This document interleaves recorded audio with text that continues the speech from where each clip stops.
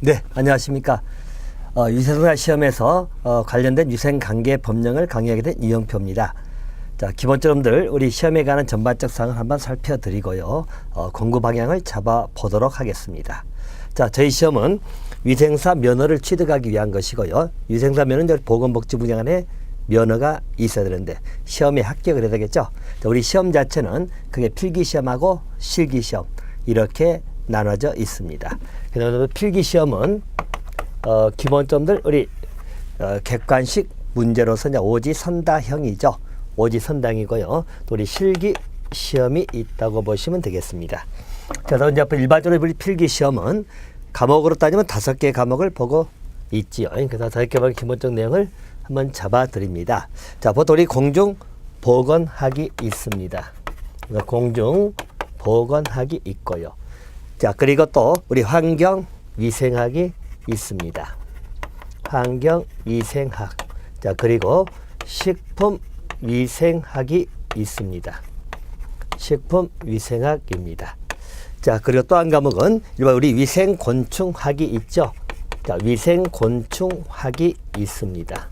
그리고 위생관계 법령이 있어요. 그래서 위생관계 법령입니다. 자, 그래서 총에서 이렇게 5개 필기 과목이 있고요. 자, 출제에 관한 기본적인 비중은 우리 공중보건학은 35문항이 출제가 되고 있고요. 환경위생학은 50문항이 출제되고 있고 식품위생학은 40문항이죠. 위생곤충학은 30문항입니다. 위생관계 법령은 25문항이지요. 자, 그래서 총해서 우리 180문항이 출제가 되고 있고요. 자, 오지선다형입니다. 자, 오지선다 객관식형으로 보시면 되겠고요. 일반적으로 시험에 합격하기 위해서는 각 과목마다 면가락, 자, 면가락은 40점이 넘어야 되겠죠. 총점에 60% 이상, 60점 이상이 돼야만 합격을 하는 것이고 각 과목별로 40%는 넘어야 됩니다. 이 기본적 필기 시험이라고 보시면 됩니다. 자, 그리고 이제 실기 시험을 대비 일반적으로 우리 실기 구체적인 방법에 관해서 시험 본다고 생각하시면 될 것이에요. 자, 그리고 또 한 가지 현재 제가 진행하고자 하는 강의는 위생관계 법령입니다.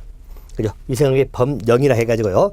자, 보통 이 법령은 6개 법으로 구성이 되어 있습니다. 위생관계 법령은 자, 보시면 대표적인 우리 공중위생관리법이 있지요. 자, 공중위생관리법이 있고요.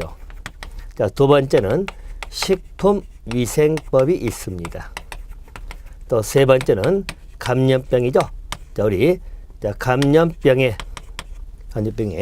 예방 및 관리에 관한 법률입니다. 길기 때문에 제가 그냥 이렇게 쓰겠습니다. 감염병법, 감염병 예방 및 관리에 관한 법이죠. 자, 그리고 또 우리 먹는물 관리법이 있습니다. 자, 먹는물 관리법.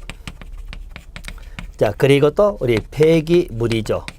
자, 폐기물 관리법이 있고요. 자, 그리고 또 하나가 일반 우리 하수도법이 있습니다. 하수도법입니다. 자, 그래서 총에서 이렇게 6개 법을 공부하는 것이 위생관계 법령입니다. 자, 그럼 이제 우리가 기본점들 의미를 보신다면 위생관계 법령이라는 것을 다시 한번 살펴드리고요. 어떻게 공부를 해야 되고 어떻게 이제 우리가 고득점을 맞을 수 있을 것인가. 물론 이제 고득점을 떠나서 일단 우리가 합격 점수를 맞을 수 있는 기본 전략을 항상 생각을 해 두셔야 되겠습니다. 일단 여러분들 우리 과목의 의미를 다시 한번 살펴드리면 위생입니다. 위생과 관련된 법령이지요. 그럼 위생과 관련된 법령은 우리가 여러 개가 있을 수 있어요. 근데 현재 우리 시험 과목에 우리 위생사 시험 과목에 포함되어 있는 법령은 6개 법을 공부한다고 보시면 됩니다. 6개 법이 공중위생관리법, 식품위생법, 감염병 예방 및 관리에 관한 법률, 그리고 먹는물, 폐기물, 그리고 하수도법입니다. 근데 문제는 법령이죠. 법령. 자, 보통 여러분들 의미를 이렇게 한번 봐볼까요? 우리가 보통 법령이라고 할 때는 무엇을 의미합니까? 자, 우리가 보통 이야기하는 우리 공중위생관리법, 식품위생법 이런 걸 전부 다 우리 뭐라고 합니까? 법률이라고 합니다. 법률. 그래서 우리 법의 체계상 법률이 있고요. 자, 그리고 령은 뭐죠? 여러분들 법률하고 령은 명령이 합해진 말입니다. 그래서 명령이 합해진 것이다. 그래서 이제 처음에 여러분들 법령을 공부할 때 우리가 좀 어려워하는 파트가 뭐냐면요. 일반적으로 법률을 공부하면 되는데 그 위에 명령까지 공부를 해야 된다는 이야기입니다. 그러면 그 명령의 의미가 뭐냐면 이렇게 한번 이해를 한번 해보세요.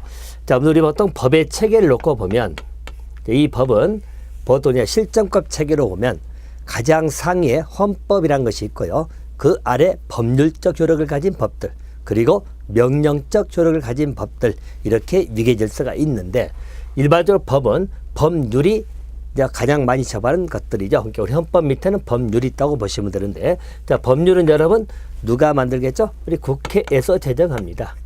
국회에서. 자, 그래서 일반적으로 우리가 대표적으로 공중위생관리법도 마찬가지입니다. 공중위생관리법이 있다고 봅시다. 그럼 이 공중위생관리법은 국회에서 법률로 만든 것이죠.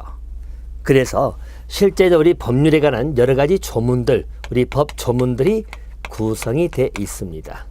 자, 근데 이제 문제는 뭐냐면 이런 거죠. 자, 우리가 공중위생에 관해서 국회의원들이 물론 많은 준비를 하겠지만은 아무래도 전문성이 떨어질 수 있다는 이야기죠. 자, 그 말의 의미는 뭐냐면 법률로 규제하더라도 세부적인 사항은 다 규제를 할 수가 없다는 문제에 있습니다.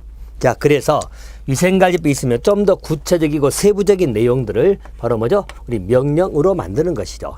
자, 명령 중에서들 대통령령으로 나온 거 뭐라고 하죠? 자, 공중위생관리법 우리는 시행령이라고 하는 것입니다. 그럼 시행령이 좀 더 구체화시킨다고 보시면 되겠고요. 자, 시행령은 대통령령으로 나옵니다. 알겠죠? 대통령령. 그래서 명령은 주로 이제 우리 행정부에서 제정한다고 생각하시면 돼요. 물론 행정도 있고 사법도 있겠습니다만 대부분이 우리 국회가 아닌 행정에서 만드는 것인데 대통령의 방식을 대통령령, 여기를 시행령이라고 하는 것입니다. 그래서 법률에 정한 것을 좀 더 구체화시켰다고 생각하시면 될 것이고요. 이걸 좀 더 보완시킨 게 바로 뭐죠? 바로 이것이 시행규칙입니다.